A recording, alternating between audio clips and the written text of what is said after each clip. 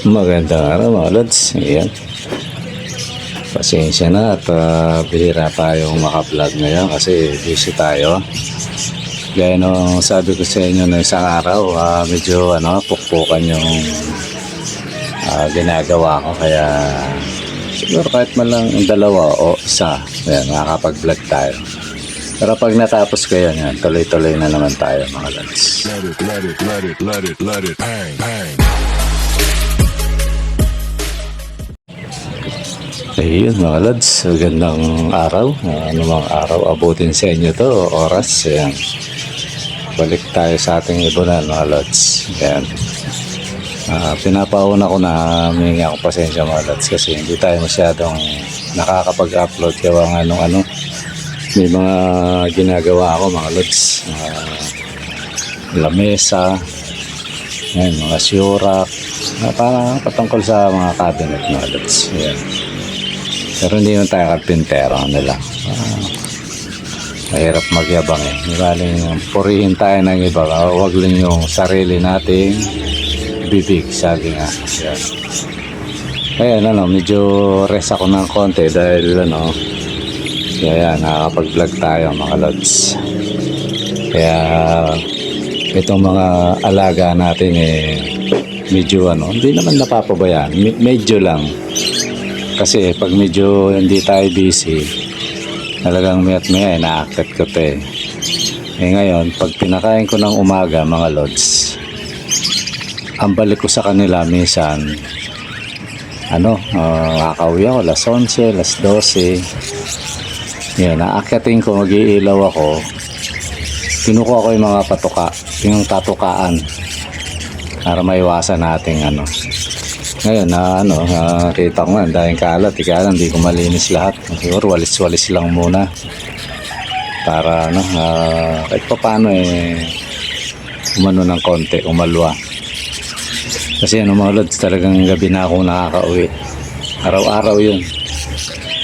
Kaya medyo hindi masyado ako napagkakita ng mga ibon. Kaya yung bagong baba, nung kukunin ko, kinakagat ako mga lods. Para siyang aso nangahabol. Ayan.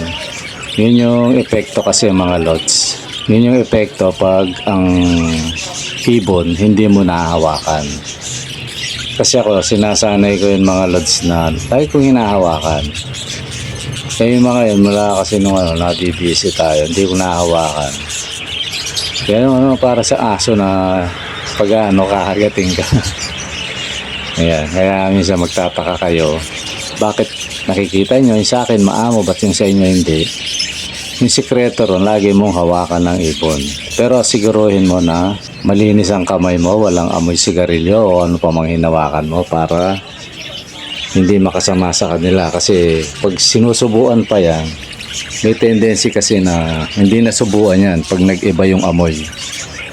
Manapa, baka patayin siya ng kanyang mga magulang kasi iba yung amoy. Kaya iwasan nyo yung mga lods. Kasi ako walang bisyo kape lang yan. Hindi naman maamoy ang kape kasi nakatasan naman yung mga lods. Kaya safe sa ibon, hindi delikado. Kasi pag may naamoy yan papatayin niya yan mga lods. Tapos ang kagandahan mga lods, kahit hindi ko sila masyadong naasikaso ngayon. Tuloy-tuloy pa rin ang pagpisa. Medyo nawo-worry lang ako mga lods kasi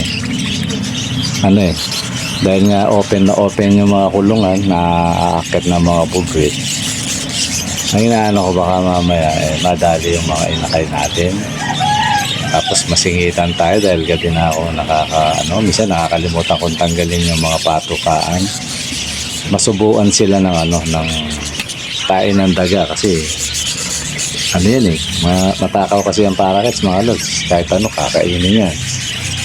Kaya yun yung medyo ngayon niisip ko kung yung isang medyo nakahiwalay, kung i-screenan ko yung mga lutino kasi dun sila madalas dumaan yung mga daga.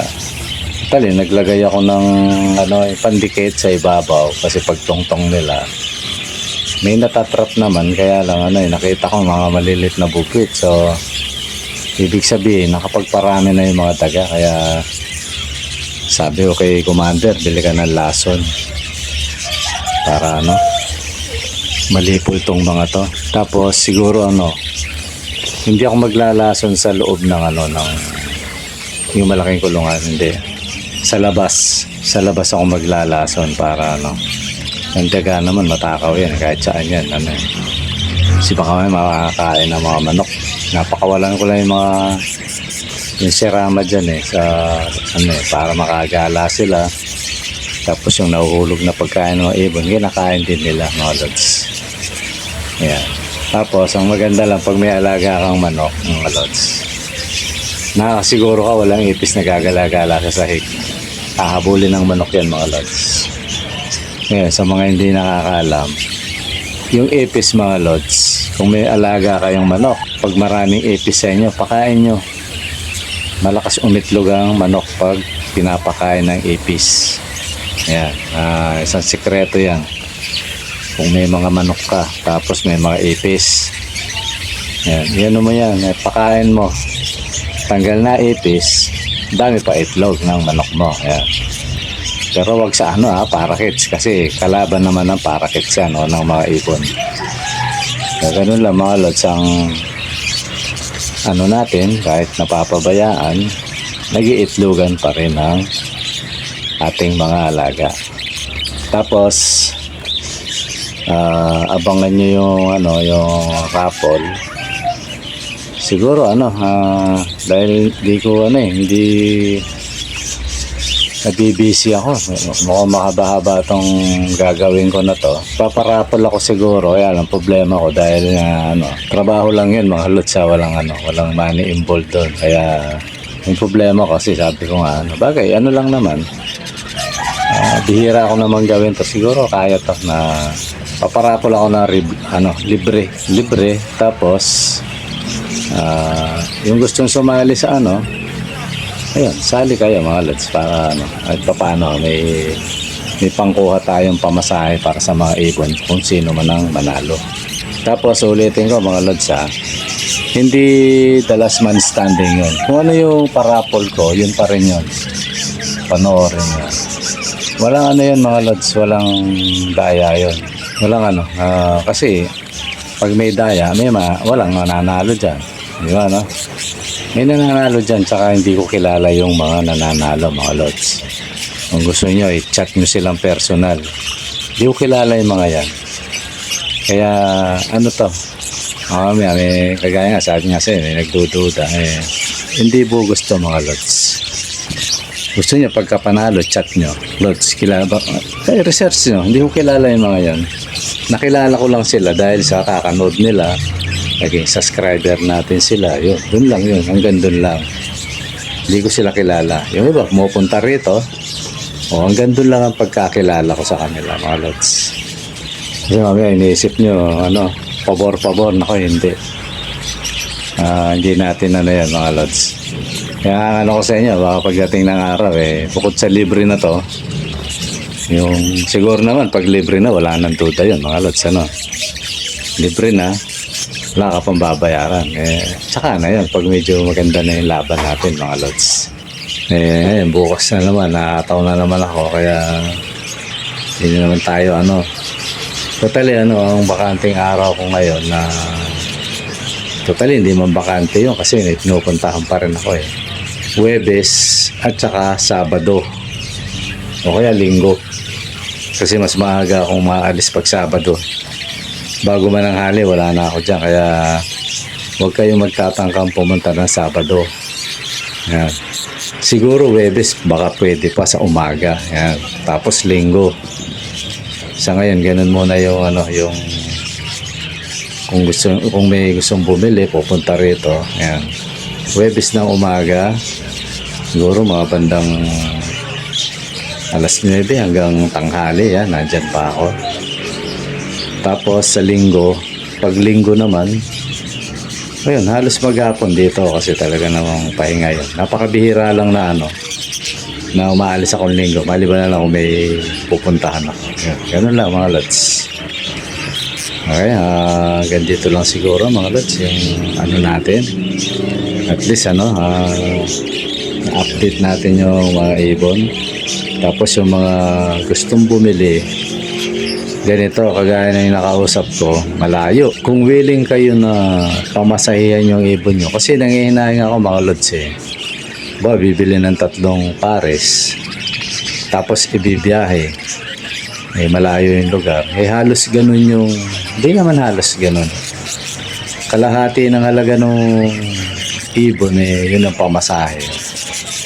Sayang naman, di ba, no? Kaya minsan pinapayo ko mga lods. Sabi ko, bumili ka na dyan sa malapit kasi sayang yung yung pera, di ba, no? Pero iba, willing talaga eh. Gaya nung huling bumili sa akin, talagang tinanong niya. Okay naman yung presyo namin, kaya sabi ko, ma'am, libre na yung yung deliver. Yan. Ganun lang mga lods, basta mahusay kausap madali naman tayong kausap. Yan, di ba, no? Kasi meron ang daming tanong. Pagkatapos magtanong, ayan wala na. Kaya alam ko yung willing na bumili. Yan, iba yung tanong nila talagang nakahanda sila mga lods. Sana lahat ng mga bibili ng ibon ganon. Di ba, no? Kasi siguro naintindihan nila yung kung paano mag-alaga ng ibon, di ba, no? Maganda namang mag-alaga, kaya lang minsan kailangan mo mag-out. Kasi pag di ka nag-out, dadami to, mabigat din sa bulsa, sa totoo lang mga lods. Kaya ako minsan kahit gusto kong paramihin yung isang mutation na ganito, pag naibibigay ko na rin kasi kaysa naman hindi mabawasan. Kasi kumakain yan mga lods. Kaya nun, kahapon yata yun, talagang wala na silang pagkain. Tumakbo muna ako sa bilihan. Yun, bago ko malis, pinakain ko sila. Na to Ako, turing ko na sa mga alaga ko, kapamilya ko na sila. Parang kumbaga sa isang anak, parang gano'n na. Ganun magmahal ng mga lods, ng alaga. Kahit maliit na hayop lang yan, paalagaan natin sila kasi kinanlong natin Yun, inano mo inadapt mo So pag adapt mo, ituring mo siyang kapamilya kasi kawawa yan, may buhay din yan mga lods. Ako nga, sa totoo lang, yung maganda rito kung hindi lang perwisyo itong mga to, hindi ko papatayin hindi ko lalasunin pinaperwisyo lang tayo, gagala-gala, hindi ko ngayon kung may dalang sakit yan, di iwas ka na lang, di ba, no? May buhay yan kaya wala tayong magawa inaatake yung mga alaga natin, di atakihin na rin natin mga lods, kahit ayaw natin. So ganun lang kayang buhay sa mundo mga lods, kasi may papel yan sa mundo yung mga yan bawat buhay na umiiral dito sa mundo, may papel yan. Maaaring hindi lang natin alam kung ano yung ginagampanan nilang papel, di ba, no? Parang tayo lang yan mga lods. Binuhay tayo sa mundo, may papel tayo sa mundo. Hindi lang yung iba kasi sinisira yung sarili. Lasing, droga, babae, hindi ganun ang pagkaalalang sa atin dapat anuhin natin yun. Kaya tayo umiral sa mundo, may papapilin tayo. Yun lang yun mga lods. Okay, ganun din yung mga ibon, mga nabubuhay na may buhay. May papel yan. Hindi gagawa ang Diyos ng walang kabuluhan mga lods. Maaaring sa tingin natin walang kabuluhan yan, pero sa Diyos yan lahat yan. Kahit yung tungaw yan mga lods, may dahilan yan. Alam nyo ba yung tungaw, yung mga alam nyo yung mga matatanda, pero yung mga bata siguro baka hindi na alam yung tungaw, yung anit, di ba, no? Makakati yan pag dumapo sa'yo yung mga sa manok, di ba, no?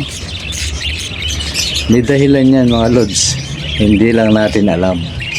Di ba, no? Kaya malawak yan mga lods, yung lalang ng may kapal na yan. Kaya ako minsan pag nainis ako, no? Tapos pesting na to, pero pag naisip ko gawa ng Diyos yan, medyo napapatigil ako mga lods. Kaya minsan sabi ko na lang kay Commander, bili ka ng pandikit. Bili ka ng lason para hindi madali mga alaga natin. Ganun lang mga idol, di ba, no? Siguro hanggang dito muna. Baka mamaya kung saan tayo mapunta eh. Mukhang biyaheng ano na naman yung ano natin.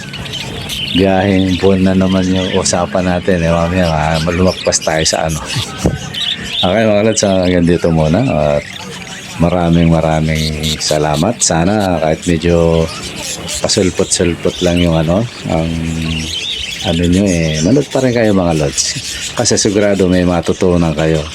Hindi man sa pag-iibon, dun sa mga sinasabi ko mga lods, ano. Kasi siyempre nagbabasa tayo, tapos may nagtuturo sa atin. Kaya alam natin yun mga lods, kasi may tagaturo sa atin. Di ba mga lods, ano. Siguro sa susunod ano, kasi hindi ako nakakapagbasa ng ano, ng mga ano, tawag nito. Kung may nag-chat ba o nagko-comment, hindi ko nakikita na kasi pag ano ko, tulog na ako mga lods eh. Kaya siguro tingnan ko ngayon, i-attempt ko.